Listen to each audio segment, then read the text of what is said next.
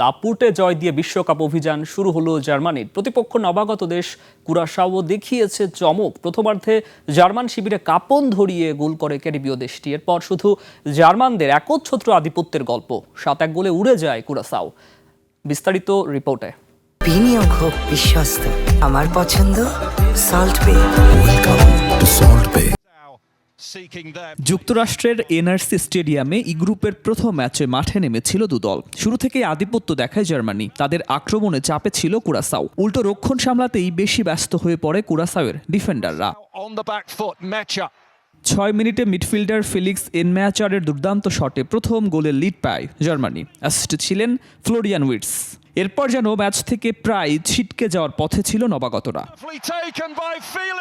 যদিও রক্ষণ সামলে কিছুটা আক্রমণাত্মক হয়ে ওঠে কুরাসাও। 21 মিনিটে 1 গোল শোধ করেন মিডফিল্ডার লিভানো কমেন্সিয়া।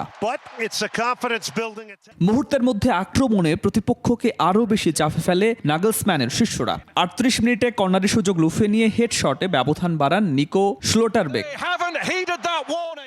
প্রথমার্ধের যোগ করা সময় পেনাল্টি পায় জার্মানি, দলকে এনে দেন 3-1 ব্যবধানের লিড। দ্বিতীয়ার্ধের 47 মিনিটে স্কোর লাইনে গোলের সংখ্যা 4 করেন জামাল মুসিয়ালা। এরপর কুরাসাওয়ের বিপক্ষে গোলবন্যায় মেতে ওঠে জার্মানি। 68 মিনিটে পঞ্চম গোল করেন নাথানিয়েল ব্রাউন। 10 মিনিটের ব্যবধানে গোলের সংখ্যা 6 করেন ডেনিজ উইন্ডাভ। জার্মানদের গোল উৎসব শেষ হয় ম্যাচের একেবারে শেষ দিকে। কাই হাভার্টস নিজের দ্বিতীয় ও দলের সপ্তম গোলটি করলে স্কোর লাইন দাঁড়ায় 7-1।